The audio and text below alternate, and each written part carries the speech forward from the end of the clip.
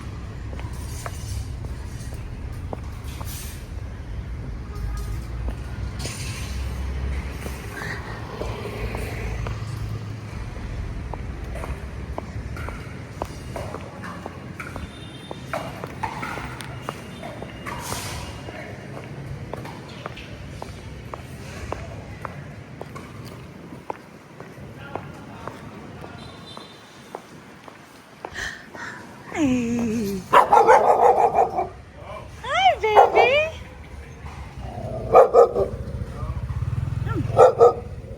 No, you don't want to come say hi to me? But I love dogs. I love them. You can come. You can come say hi.